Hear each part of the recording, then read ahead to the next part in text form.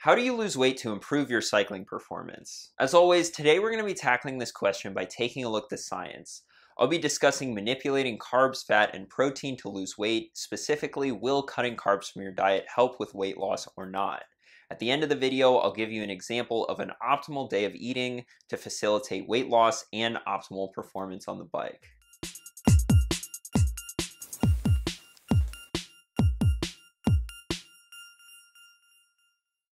Welcome back to another video. My name is Dylan and I'm a cycling coach at CTS. I've done a video on weight loss before, but it's such an important topic for cyclists that it really deserves a refresher. For the majority of riders, losing weight can be one of the most effective ways to improve your cycling performance, especially when climbing. If you're not familiar with power to weight ratio, basically it's a way of measuring how strong a climber you are, and it's expressed in watts per kilogram. To display just how powerful losing excess body weight can be, let's take a look at an example. Let's say we have a 70 kilogram rider who can do 300 watts for 20 minutes, so that's 4.28 watts per kilogram. Now let's say we have a 65 kilogram rider riding right next to the first rider. The lighter rider would only have to produce 279 watts to keep up on a climb. Those who ride with a power meter know that an extra 21 watts on your 20-minute power could take months of training to achieve. Now, losing 5 kilograms of body weight is no easy task either, especially if you're already relatively lean, and oftentimes losing weight comes with a loss of power, but it's usually not enough to negatively affect power to weight ratio. In fact, most of the time, not too surprisingly, losing weight will increase your power to weight ratio unless you're starting to get really lean. If you're even a recreational cyclist, you probably already understand this. Less body weight means that you can go faster uphill, but let's go ahead and get into the meat of this video because as many of us have come to learn, losing weight is a lot easier said than done. So what is the best way to go about doing it? Dude, what are you, like 17 or something? I'm pretty sure you could eat nothing but Wendy's Triple Baconators and still look like that. I mean, that's pretty much what I eat and, well, look at me. Right, I get it. As a strapping young man, my metabolism is traveling at the speed of light and I should just wait until I turn 40 and then see what happens. Everything that I'm about to say in this video is based off what the science has to say and not personal anecdotes. But if you're a regular viewer of this channel, you already knew that. Let's start things off by addressing why diets don't work. Most diets work in the short term by somehow getting you to restrict calories, which is necessary for weight loss. The problem is that counting calories and reducing how much you're eating without addressing what you're eating will lead to hunger, and living in a state of constant hunger is simply unsustainable.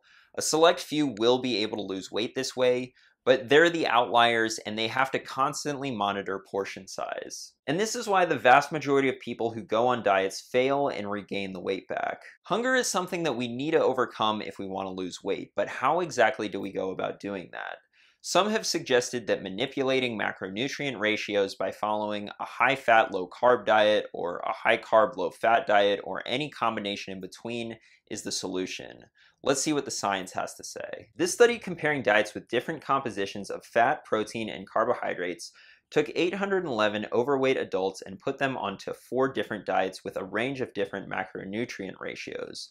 What they found was that reduced calorie diets result in clinically meaningful weight loss regardless of which macronutrients they emphasize. So basically, it didn't matter whether carbs, protein, or fat was restricted, at least when it came to weight loss. However, this study didn't come to the same conclusion, finding that fat restriction led to more body fat loss than carb restriction, even when calories were equal. So what's the difference with this study? Why are they showing more fat loss with fat restriction when the other study showed no difference?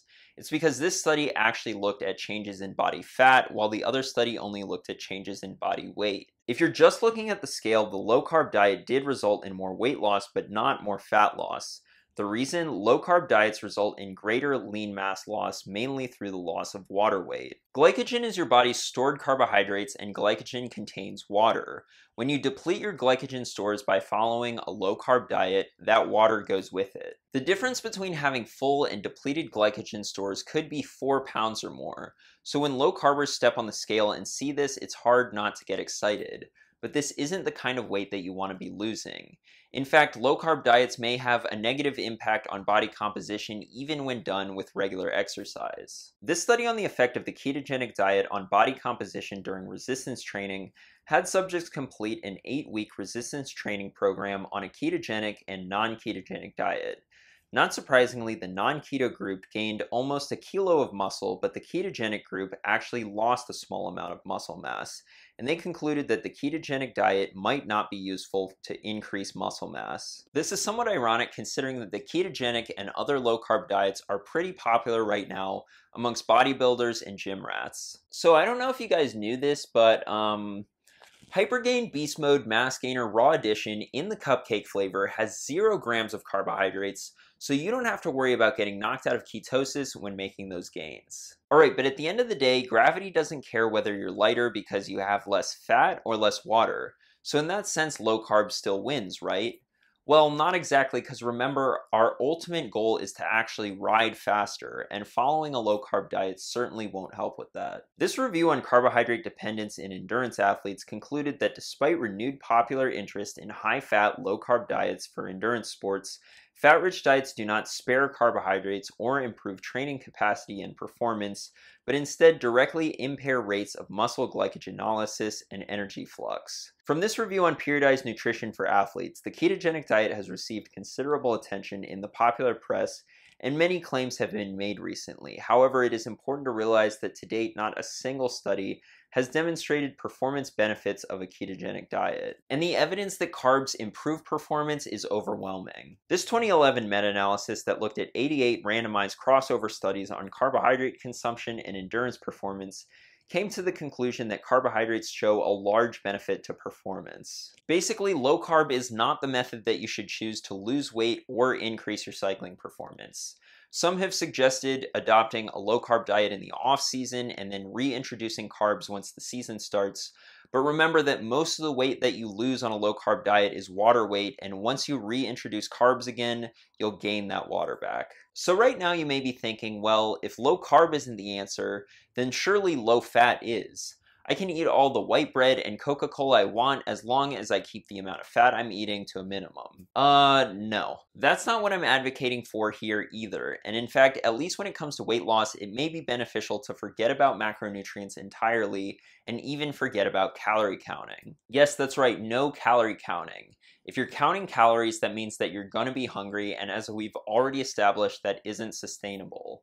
Instead, focus on what you're eating, and in particular, make sure that it's low in calorie density, meaning that for a given weight of food, it has relatively few calories. A study on energy density of foods' effects on energy intake took 18 subjects and provided them with meals for 2 days during 3 separate testing sessions.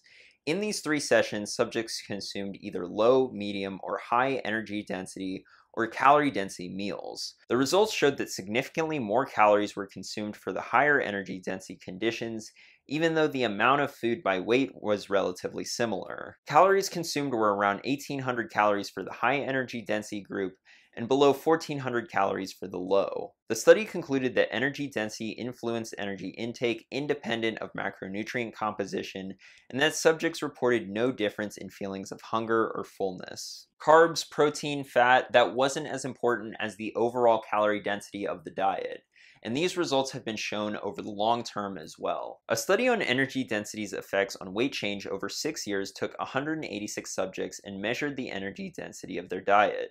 6 years later, they found that energy density of the diet did not change for the individuals, and that a higher energy density was associated with weight gain and a higher BMI. The study concluded that low energy density diets moderate weight gain, and that a lower energy density can be achieved by consuming more fruits and vegetables. This review on dietary energy density and body weight, looking at many studies, confirmed this, concluding that their findings highlight the growing body of scientific evidence suggesting a relationship between energy density and body weight, and that consuming diets low in energy density may be an effective strategy for managing body weight. So this whole low calorie density thing sounds pretty good in theory, but what does it actually look like? What will you actually be eating? As we can see from this calorie density chart, foods with the lowest calorie density are vegetables, averaging just 0.3 calories per gram, and then fruits averaging just 0.7 calories per gram. These are the foods that should take up the bulk of your diet, unprocessed in their whole form.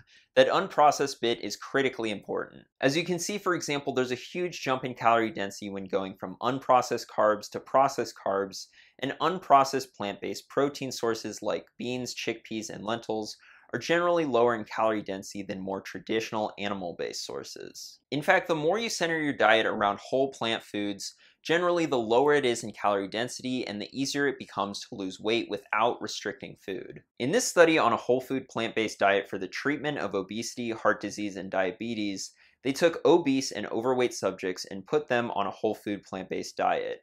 They concluded that to the best of our knowledge, this research has achieved greater weight loss at 6 and 12 months than any other trial that does not limit energy intake or mandate regular exercise, and these results have been confirmed in the literature. This is the reason why those following fully plant-based diets on average have the lowest BMI, even over vegetarians and pescatarians. This does not mean that a plant-based diet is the cure-all. A vegan could eat nothing but french fries and Oreos and be way worse off than somebody who eats a lot of plants but also has some meat in their diet. What we can learn from these studies is that the more whole plant foods we eat, especially fruits and vegetables, and the fewer processed foods we eat, the easier it is to lose weight. Let me take you into a day of eating for me so I can show you what this looks like. For breakfast, I usually have 2 bowls of oatmeal with a scoop of peanut butter or other nut butter, strawberries, blueberries, blackberries, and a banana. Notice how I didn't put amounts in here. That's because generally I don't measure. I eat enough to be satisfied, and a proper diet allows you to do that without gaining weight. For high intensity or long ride days, I'll make sure that I'm well fed with carbohydrates by either adding more oatmeal or an extra banana or 2 in the morning. Lunch may be beans and rice cooked with a ton of vegetables like broccoli, carrots, tomatoes, corn, spinach, kale, etc. And again, the portion size is just enough to leave you satisfied. Depending on my ride schedule, I'll snack on fruit throughout the day. And then for dinner, I may have black bean burgers with quinoa, potatoes, and a big salad of lettuce, onions, tomatoes, peppers, avocado, etc. Ugh. Dude, your diet looks like something that a barefoot drum circle guy with an ironic mustache and a man bun would eat. When you look at your meal, make sure that vegetables are taking up the majority of your plate.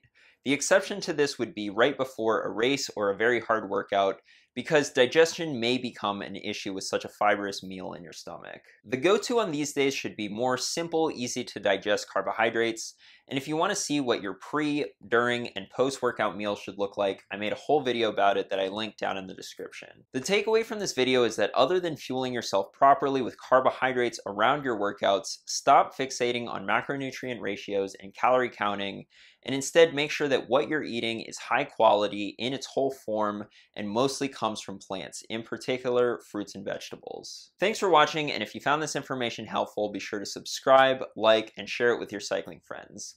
I'll see you in the next one.